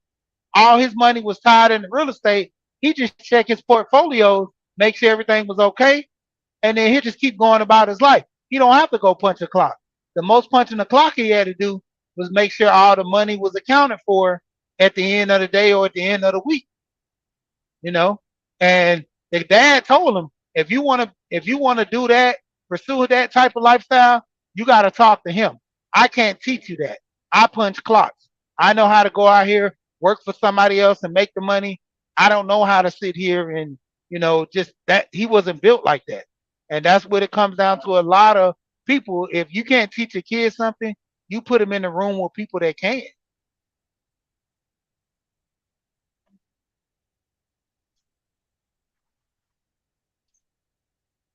And that's always the big issue with a lot of us, because we're not in the right rooms, and that's what hold us back, in the stuff that we do. Nah, you're right. Um, but even that goes to like skill set, right? So again, I can only really relate to, stuff that I do or have done in work. But like another thing I did because of YouTube, well not just YouTube, but social media in general, I end up encountering people from a bunch of different states. And so recently, I have to get now. I'm in, I think, 13 states licensed. So I recently just had to add Massachusetts and Maryland to the states that I'm licensed in. Um, because people reach out to me from online and they're in that state. So you also want to learn and make sure that you get a skill that's marketable, but that's able for you to move anywhere. Prime example, me and my wife lived in Brooklyn, New York, New York City, right? The city that never sleeps. This was a place where I literally had a job and I quit the job, and then the very next day I was working at another job. Opportunities are not abundant like that in most of the rest of the country. And so because of that, um, you have to make sure that you get a skill that is marketable all over, so that if you have to move somewhere, you can go somewhere. So I work in sales, right? So sales is something that's kind of something that's a good skill to have because you can pretty much go anywhere and do anything in that, right? So if, luckily with insurance, I can go anywhere in the country now and sell insurance because everybody needs insurance everywhere. But prime example, I used to work at Macy's selling furniture. So now I can go anywhere in the country, and if they got a furniture and mattresses store, I know I can at least get a job there, right? My wife has a career, right? And her career path is pretty much set.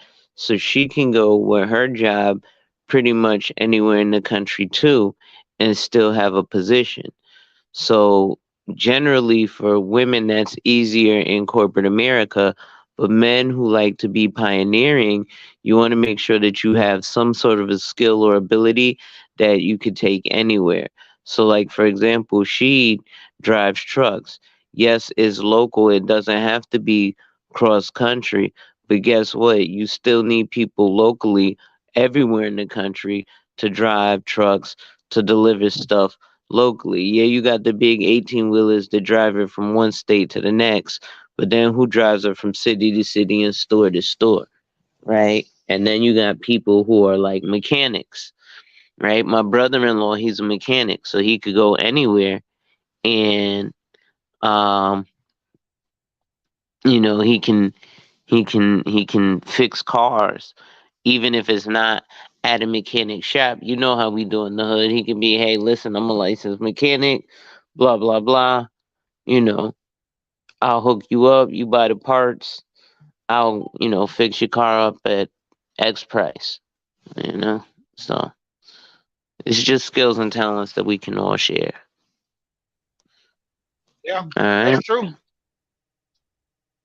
Yep, because that's what I always say about me. When I drive trucks, I always try to get that information. I can literally quit this job today and have me a job by tomorrow. I can actually quit this job and be working by tonight. I got a friend who drives trucks. He owns his own business. He always constantly needing help. And the only reason I don't drive for him now because all his contracts are based out of Tennessee. When his contracts was based in Georgia, every weekend, some of depends on certain nights, I would just go do a quick little run for him. And then it got to a point where I was working for him every weekend.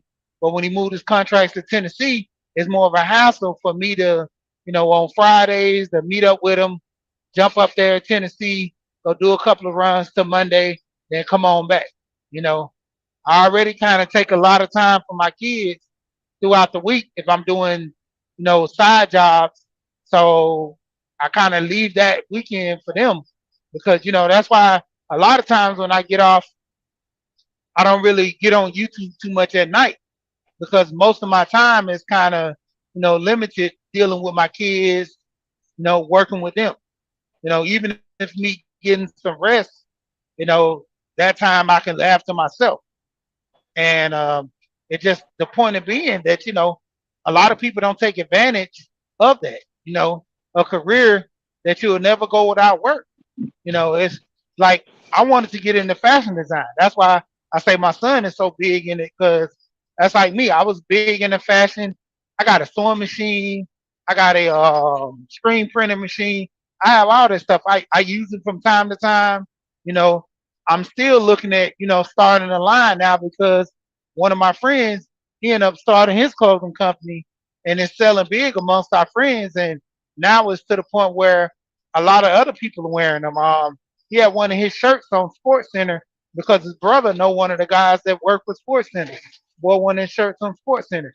Told the people where he got it from, his website, all that. Sales went up again. So, that's one of the things I was big on.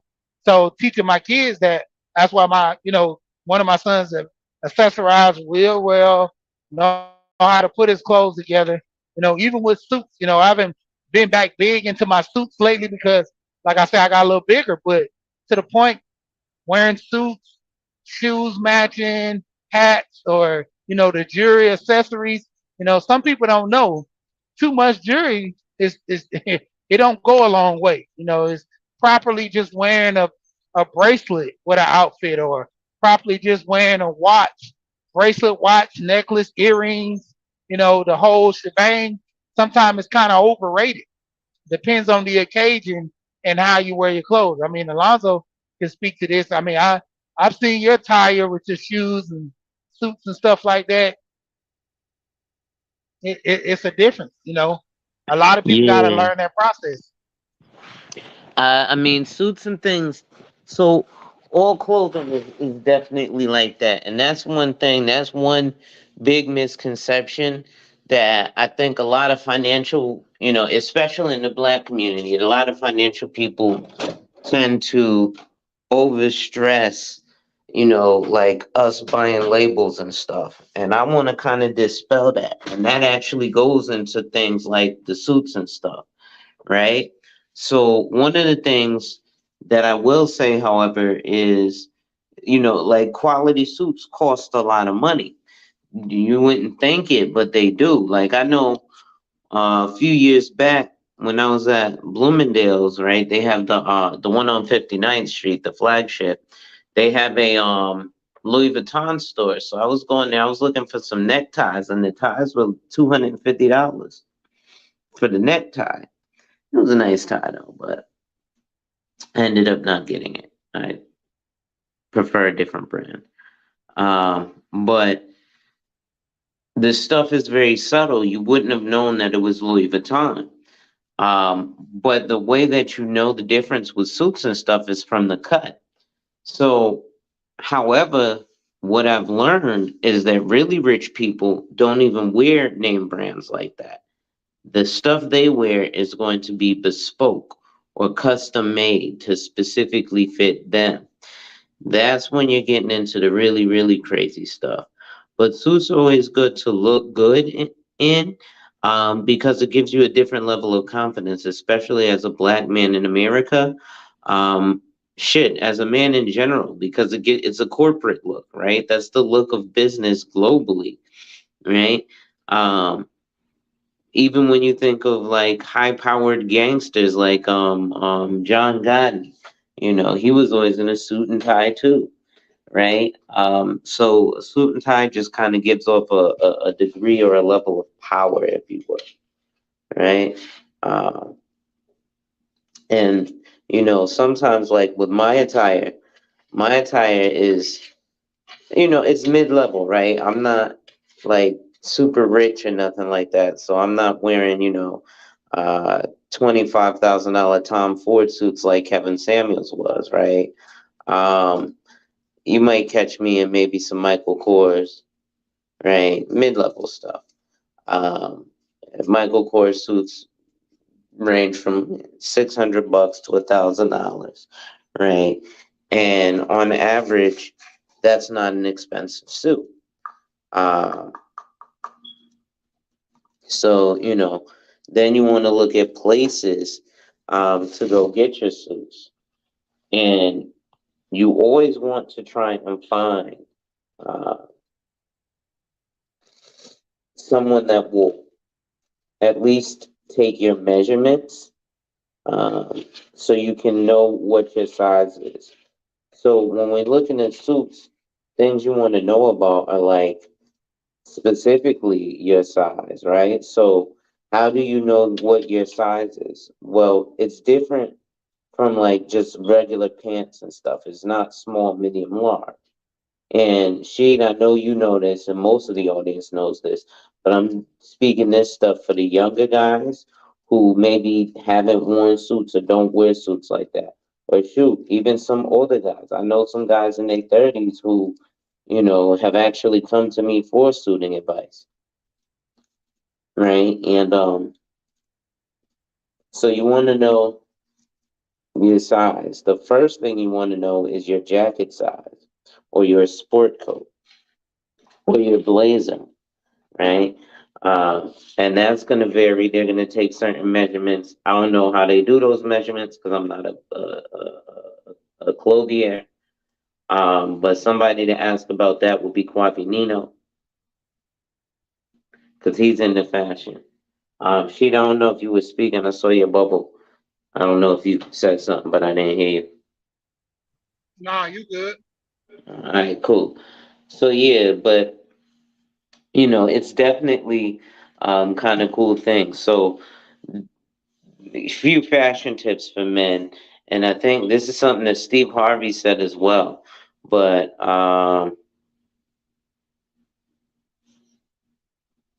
the give me 1 second here. Let me reply to this text. Well, I'll get to that in a minute. Um, so I think even Steve Harvey said this, that you should have a multitude of suits, but there's like a few basics to start with. So number one is obviously black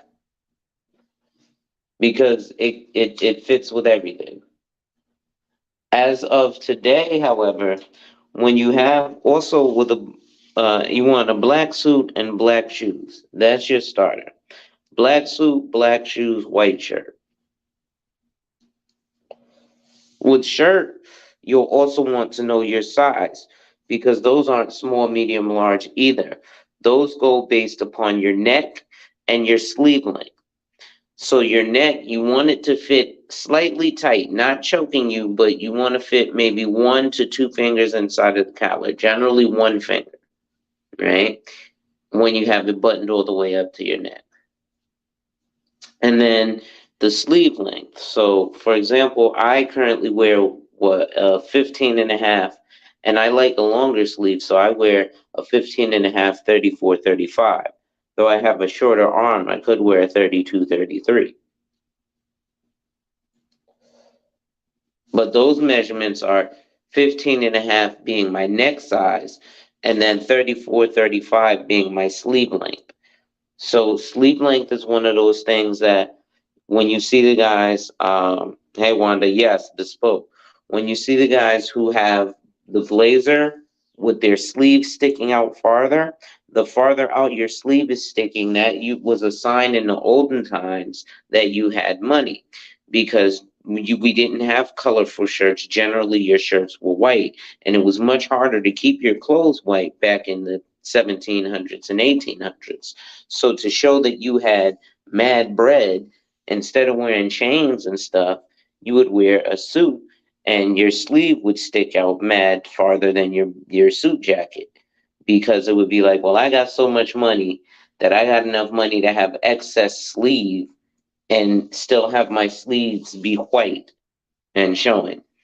And that's a theme that's stuck through today. So that's why you'll see people who wear blazers with their sleeves sticking out. It's suit language. That's a sign of I have money. Uh, these are especially ironically enough, in the black community, small cues that aren't taught. But not just the black community, most of people in at least this country are unaware of that type of stuff. I can't talk about other countries because I ain't been in them other countries like that. Right? I don't know their customs, but I know here most people aren't aware of suit language. But like Wanda said, yeah, bespoke. And it doesn't look like anything crazy, but Hermes is still a popular brand amongst wealthy people, but for the most part, they're wearing bespoke. Celebs wear a lot of name brands, but that's because they get it for free, and then the name brands get sold to us. And by the way, there's nothing wrong with wearing name brands, right? I so that's another thing that I dislike about financial professionals, because they be, Oh, don't buy Jordans, just buy the Jordan stock. And that's really terrible advice because the product has to sell in order for the stock to continue to maintain its value. Otherwise, it becomes a pump and dump. And one of the things I'll say is, oh yeah, the sleeve sticking out from the sleeve jacket. Yeah, that's definitely something that was a custom. And so just be like K Business Podcast watched a lot of Shark Tank. If you watch Shark Tank, take a look at Mr. Wonderful. His sleeves are always sticking out. And generally, the further out when you have your sleeve sticking out, usually either your watch will rest on top of your sleeve, or generally you'll have your watch rest under your sleeve, meaning it doesn't even look like you have on a watch because your watch is being enveloped by your sleeve. Um, but even in those things, there's just there's a lot of different ways we can get information out to each other. So that's one thing about the sleeves and your neck size. Then you're going to want to know about your blazer size. And your blazer size is going to differ from your pant size, which is why when you go to places, if you're buying off the rack, they have suits and suit separates. The reason you'll want to buy suit separates is because some people aren't the traditional size for a suit. Prime example, I used to be a 46 regular. So I wore about a 38-40 waist, but my shoulder size was 46, right? Now I'm about a 32 regular. Okay. So a 32 regular is substantially smaller. So I had to get a whole new wardrobe because I couldn't even pay to downsize the clothes. It would have just looked crazy. So all those Michael Kors suits are gone. But Michael Kors suits actually are cut for a more portly figure. Michael Kors suits don't really look good on me now that I'm slimmer. When I was heavier, Michael Kors suits look great on me. Then, things again with suit language. One of the things that frustrates me often when I see, young black men in what I call the jail suit, which is a suit that's a little baggy, etc. But that's because they unfortunately just went to a clothier and got sold a suit. They were not given the experience of actually purchasing menswear. And that's actually a vast difference, right? So that again is the purpose for things like suit separates, because you'll have those differences in um, your sizes, right? So again, but one of those things that is frustrating is the buttons.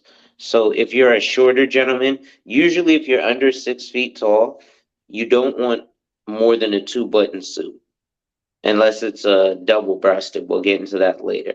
But for the regular suit, you want a two-button suit if you're under 6 feet tall. Okay, if you're over 6 feet tall and you do have a three-button suit, generally, you only button the middle button when standing. Okay, you can also button the middle and the top button. However, you should never button the bottom button. Don't ask me why, it's just common suit etiquette. Um, However, if you're shorter than 6 feet tall and you have a two-button suit, again, same premise. You button the top button, generally not the second button. However, it's acceptable to button both buttons. But again, that's only when standing. When seated, generally you want to unbutton your suit jacket. It helps save the buttons, to be honest, because if the suit fits you right, it should be snug, and when you sit, it's going to be even snugger. So it's going to be pulling against your buttons. There's a lot of craziness in wearing men's attire.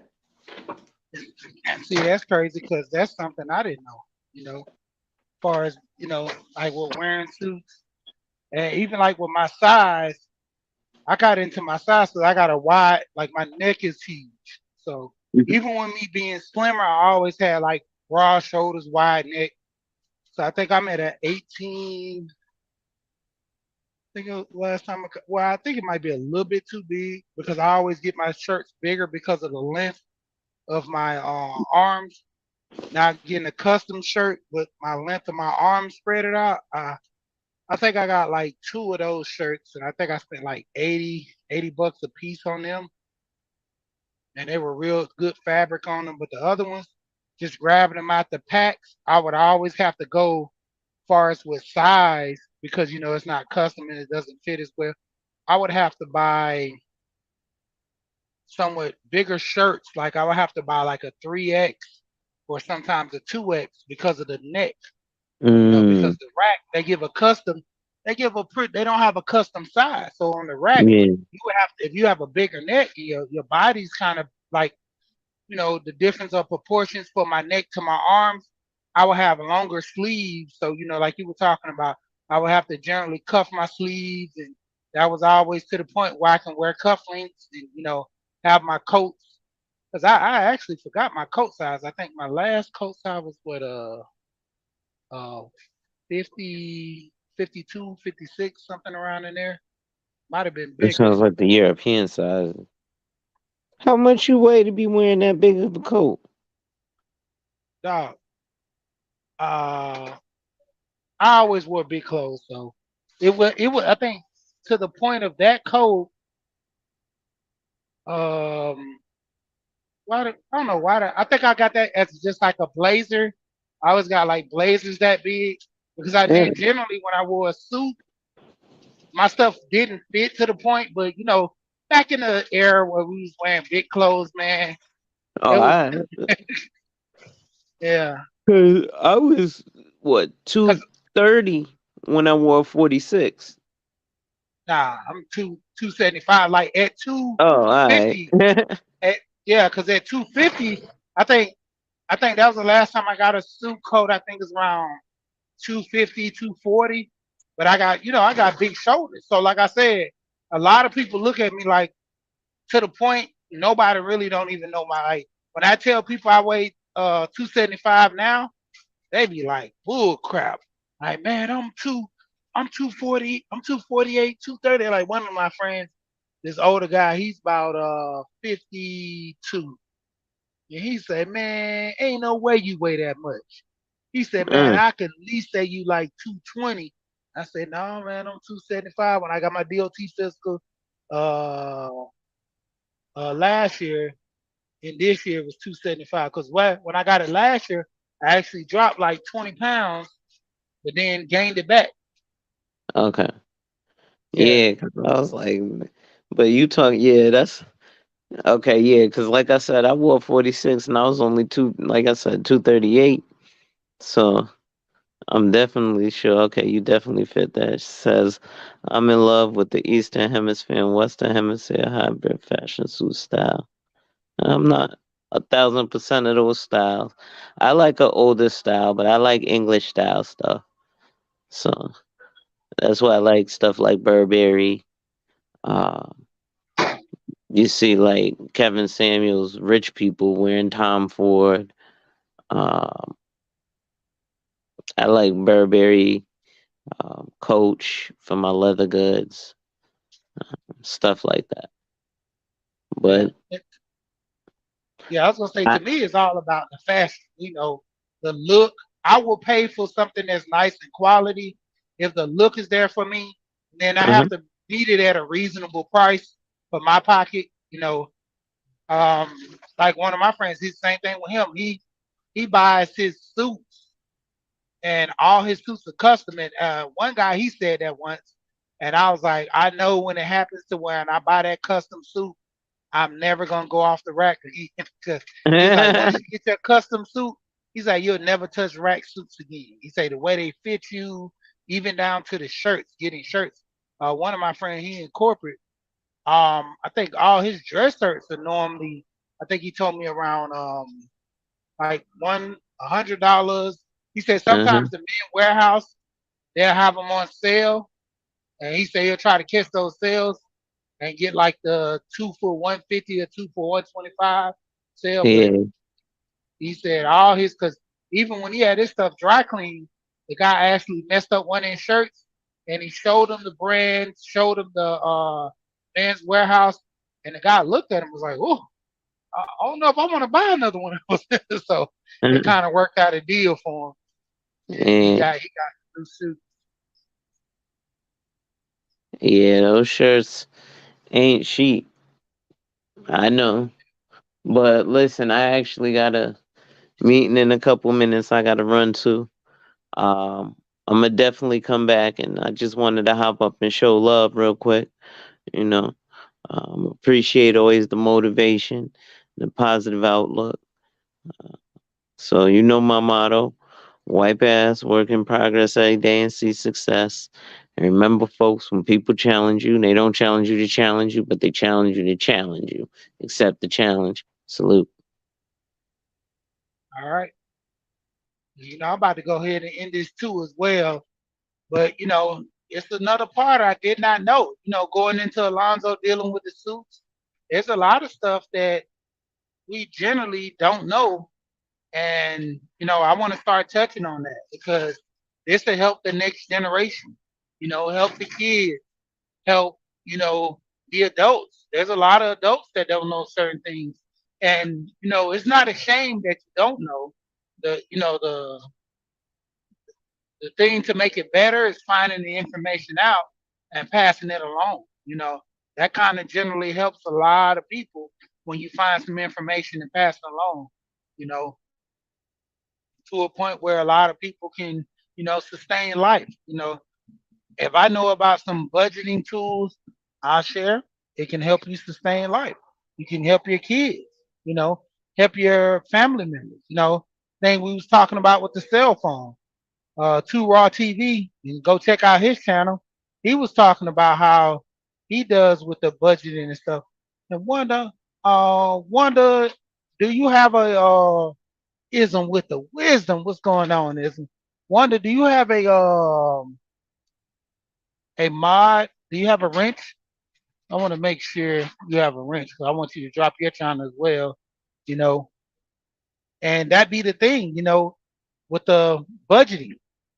If I know something, I can teach you. You can teach the next person because that's what they all. If you know the term, people die from a lack of knowledge. If you only knew that plugging up a heater in certain conditions can save your life, you would do it. You would take advantage of it. So that's the point where a lot of people miss out on the information and stuff from their point because it's a lack of knowledge. You don't know, so how can you actually help someone else? You know, I'm only going to give you the information that I know, and if I know more, hey, there you go. I'm passing down the wisdom. Wisdom, ism, is that rhyme? What's going on with ism? But that's the thing. A lot of people, need help. A lot of people are suffering from a lack of knowledge. You know, there's a lot of times I talked to JT, I was telling him about things to where, if I find out these passive income, there's literally, and I'm gonna put y'all on this and I'm gonna go on and end with this. This is how people don't know. They literally have a app that can oh yeah, with Wanda, depending on how many subs you got, I think it's after 100 or something, you can change the backslash of hashtag what's it dot backslash YouTube slash. You can change your name to your channel, on the backslash. And what's called told that Miss V. I watch Make This Go Viral LLC. She has a lot of stuff about the Nightbot to where people come to your channel, they can just say your name. They can type your name in the chat, and by them typing your name in the chat or typing some abbreviated word that you have, you can actually share your channel. Well, they can share their channel like that on your channel. So it's up to you. That's why I'm gonna actually get Nightbot so people can share their links to their channel and stuff of that nature too. So that's a good thing to keep people informed, keep them connected. That way, without them, having to drop their links, even if they're not a moderator or something, they can still be able to drop their channels. But like I said, and I'm in with this one, there's a website where you can be a friend of someone for an hour for $50. They have websites to where someone just needs someone to talk to, and the day's going bad, they don't have no one to talk to. They'll literally pay you $50 to be a friend. If you don't believe me, look it up. Some of them are more. Some of them about 150. It's like they have some websites. It's funny too that you can have a relationship with somebody, just like an online boyfriend or something. And like I said, you pay them $50 to a degree, and there it goes. Yeah, using Nightbot. That's why I'm gonna go ahead. I haven't pulled the trigger on putting Nightbot on my channel, but once I do, just people can share their channels, make it easier for people. But with that being said, like always, we here and we gone. Appreciate everybody for coming through.